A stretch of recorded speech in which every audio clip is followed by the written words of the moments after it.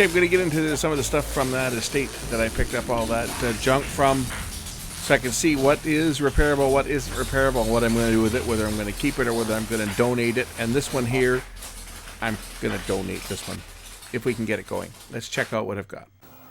I was hoping I was going to get onto this stuff earlier today and could start to go through the stuff I picked up at the estate. But unfortunately, too many people were charging their Teslas in my neighborhood, and they knocked the power grid down for a couple of hours. So I was sitting here in the dark, twiddling my thumbs, when I should have been out here working on stuff. So let's take a look at this one. This is the Aiwa, whatever, CS230, and see if this thing works, first of all. Probably been batteries sitting in it for the last gajillion years. Oh, good, no batteries. This thing's made in Singapore. Don't know what year it is. What's it used for power? It uses a standard non-polarized power cord. Just so happened to have one here. It's got a built-in AC power adapter. So let's just plug this one in and see whether it does anything.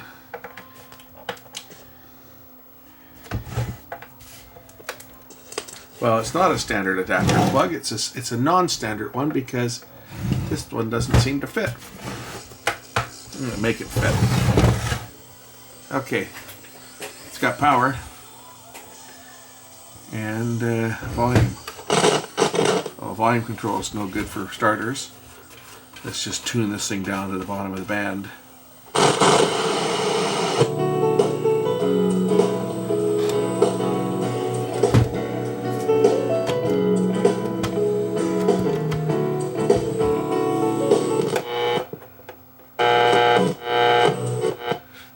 Okay, we'll just see if the tape player on this works, and maybe we'll take this thing apart, see if we can tune it up. Let you guys see the inside of this old piece of crap. Open. First of all, does the tape mechanism work? That part works. That's good. Forward works. And play seems to move. Something sounds loose inside. Let's check the auto stop lever. This one here uses tape tension. When the tape gets to the end, it pushes up this little white lever, and that stops it. So this thing might even play a tape. Load a tape and see if this thing works.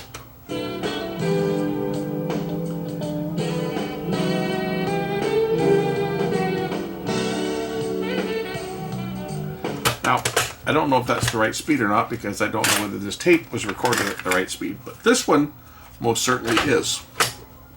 I just wanted to make sure I wasn't going to chew up a tape. Yeah,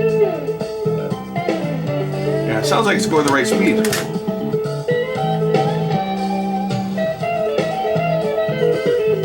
So this old vintage piece might not really have anything wrong with it other than we know the controls are bad, so we need to clean the control. So let's just do that. This should be a pretty quick, easy video.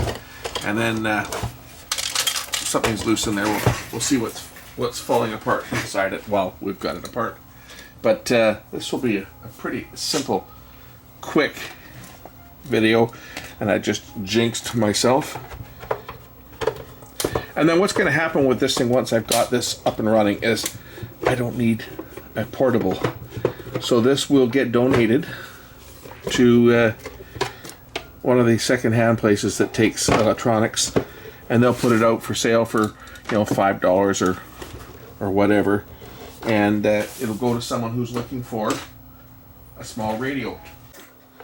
This thing had to be one of the hardest units I've ever taken apart as far as these screws go. It was like they were cemented in. 8 1-inch screws. It seems like they were screwed all the way down because, man, they were hard to remove. They fought me every step of the way to get those screws out. I don't know if the tuning dial has to come off on this or not to take the back off, or the front, or whatever comes off on this one. Not sure how it opens. Guess we'll figure that out here pretty quick.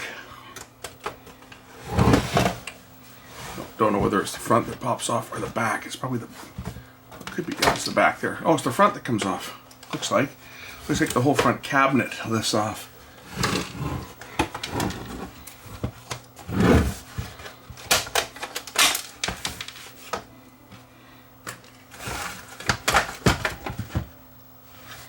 Like that. Oh, gotta undo the power cord. That might help. And unplug the speaker.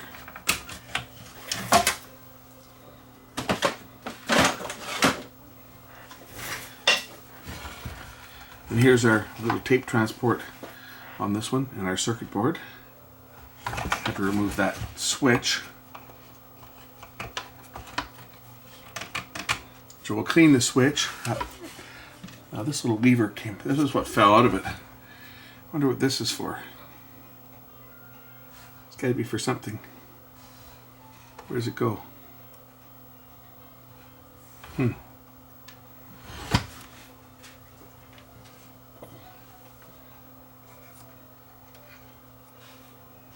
Microphone here on the front.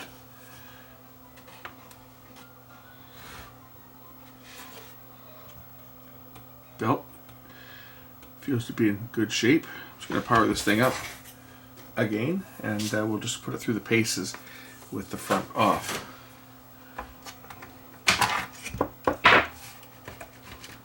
You see what I do with these, once I'm done with them, I'll send this off to Value Village or Tally's, one of the second-hand stores that accepts electronics. Some of them don't, but they do. And I'll send it in as a working unit, and then they basically just plug stuff in, make sure it works, and if it's working properly, they put it out on the floor, and if it's not, they recycle it. Yeah, this thing would probably go for, you know, $5 or $7 or something, right?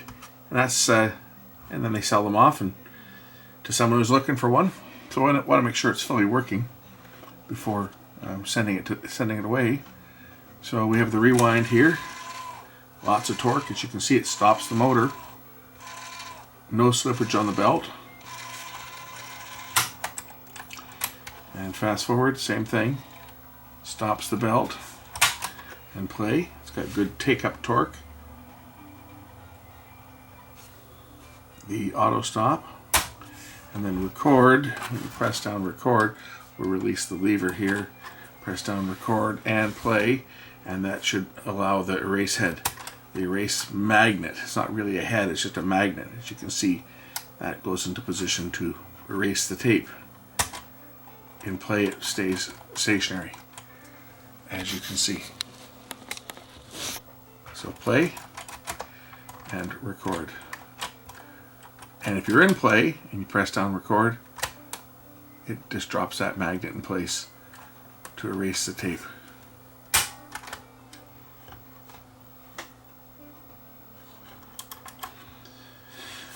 So I guess really the only thing I need to do on this is clean the controls, which are right back here. So let me get some contact cleaner. I'm going to use Neutral, which is one of the two cleaners that I use on a regular basis. Between that and Deoxit, it's kind of a crapshoot which one I think is better. I've used Neutral for about 40 years. I started using Deoxit a couple of years ago, but both of them are excellent cleaners, especially the stuff I've got, which is the older formulation of Neutral. So we'll just get into the control here and give it a shot.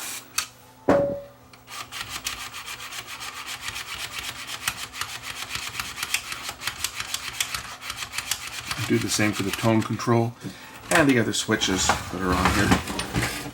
Tone controls over here, so just give it a shot right into the control itself.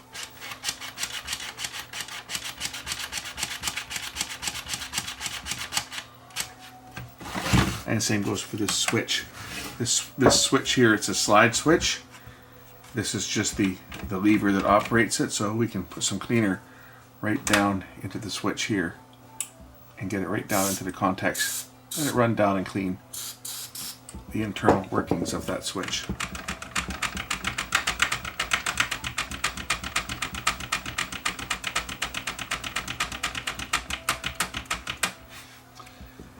On the record play switch as well, that should be accessible on the back here, and it is, where is it?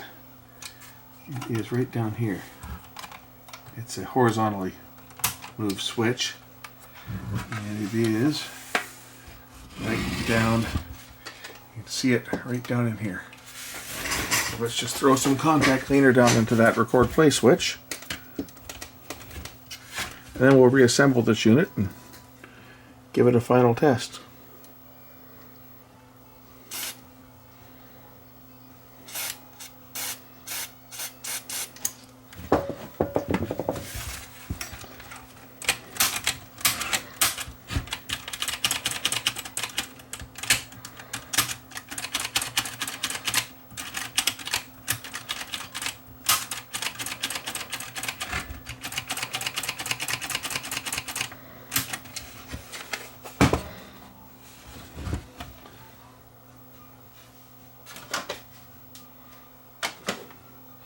This is the FM stereo mono switch. Give that a shot, a clean or two.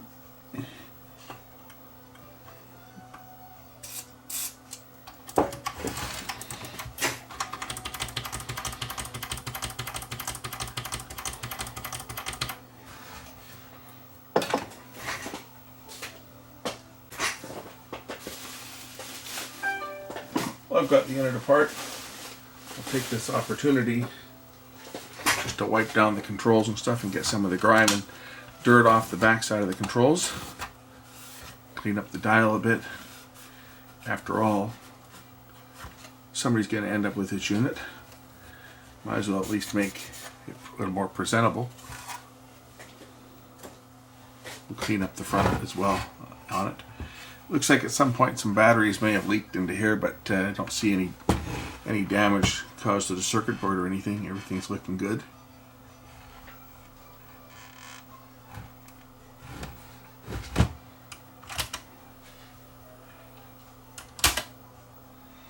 Clean the head while we've got it apart. Looks like this one's got a fair bit of head wear. I guess it was used quite a bit for playing tapes. It's probably never had a tape recorded on it. Most people with these units just use them as tape players.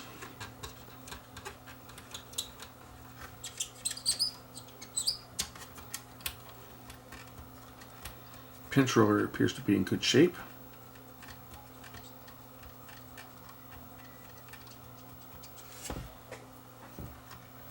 So what'll happen to this unit is I'll put it up on like Craigslist for $10 or something, right? Or so. See if I get any bites over the course of a couple of weeks, and if I don't get any bites, which I don't anticipate that I will, then when I'm in the vicinity of the second-hand place, I just take the stuff in and donate it.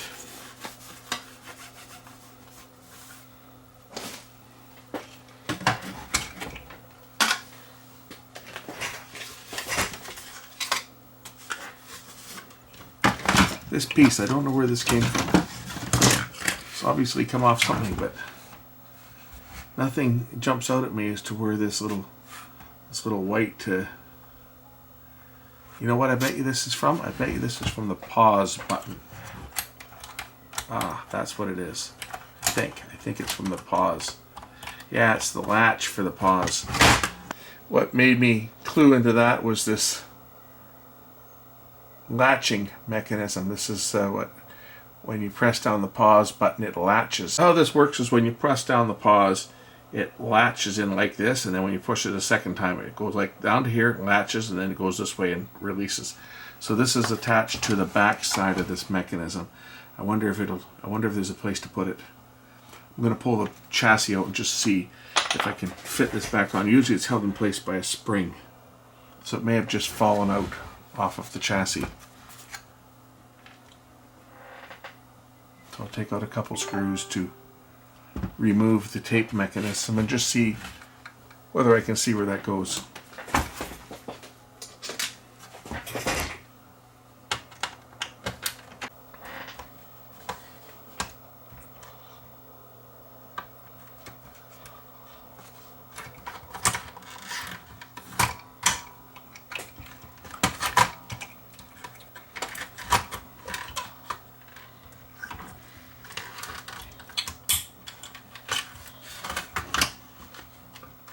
Goes right down here. I can see where it's come off.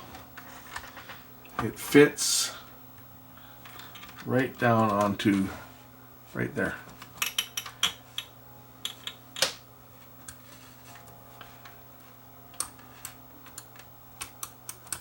And there's probably a clip or something that holds this on. I gotta look and see if there's a clip that's fallen off. There's likely a clip that fits on the back side to hold that in place. And probably had a spring on it too. But typically how they work is like that. That holds the latch, right? Pause on, pause off. So let's see if I can find something to hold that clip back on. There might be something in the case, or I may have to improvise and make something up. So I was thinking if I put a small screw right in the middle here, that would probably hold this piece on. Let's see. And this piece won't drop off now because putting that screw in has expanded the plastic ever so slightly. So as you can see, it latches and then it releases. Problem solved. Sometimes you have to be creative when you get these old mechanisms like this. At least it's all metal. Got that much going for it. It's all metal. This whole unit was down to a 5 IC solution. You have 3 ICs over here on the tuner board, 1 for the tape recorder, and 1 output IC. Pretty simple. To reset the mechanism, I'm going to lift this up again carefully so that I don't mess up the tuning dial. Drop the mechanism back in and reseat it.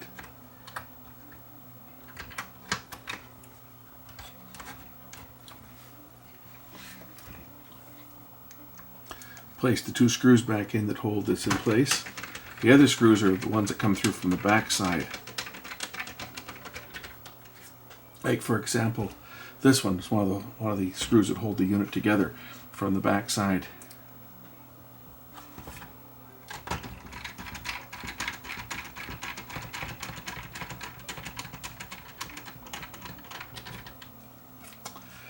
The motor on this one's also kind of a useless motor because of the direction it spins. This is a clockwise motor. Most tape decks use a counterclockwise motor because on most tape decks the motor is facing towards the back. You notice this one here, the way it's sitting beside it, because it's a clockwise facing motor. As I say, most tape decks the motor sticks out from the back. It's counterclockwise. So just, you know, even to say, someone say, well, why don't you just scrap this unit and salvage the motor? Well, because the motor itself is not really much use. It spins the wrong direction. So better to pass this on to someone who could make use of it more. We'll plug the speakers back in. I can actually test this thing while it's apart. Speaker wires are plenty long enough on this one. Some of them, they're really short. But this one here, the speakers are plenty long enough to plug them in. So maybe we'll power this thing up and just make sure that it's working before I put it all back together. Okay, so it's working. We'll just try a tape in it.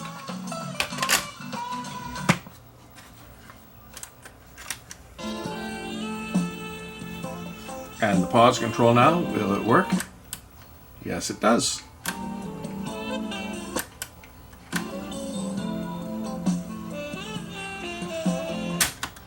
And fast forward.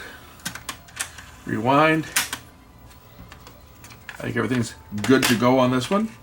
So I can just throw this one back together and we'll get this one out of here. As they say.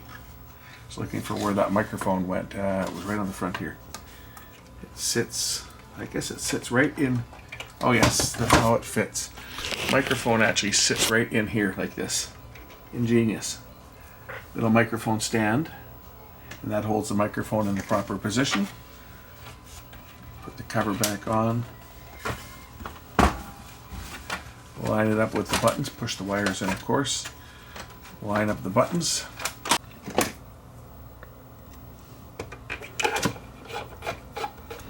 Screws go in a lot easier than they came out on this thing. This was a real tough one to remove all these screws, but threading them back in, piece of cake.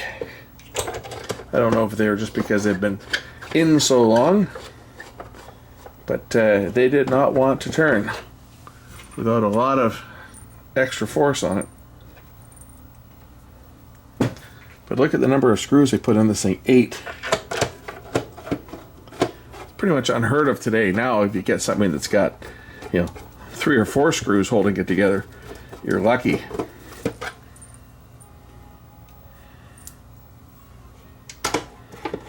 But I would guess this is probably, I'm going to say early 80s. Before CDs, I think. Because once the CD players hit the market, pretty much everything had a CD player on it. I remember the first boombox I bought that had a CD player was a Philips. And it had the good old swing arm pickup. Don't know whatever happened to that one. I guess it broke and it got tossed. Mode selector. And tuning knob.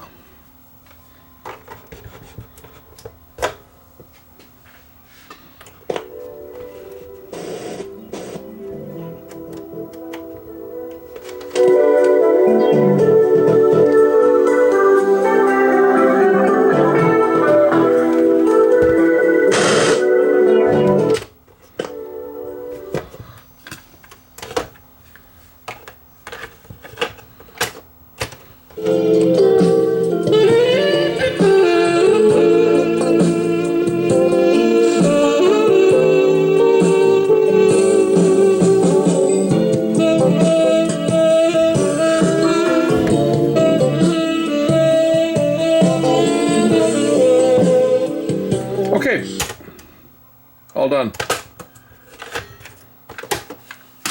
Thanks for watching.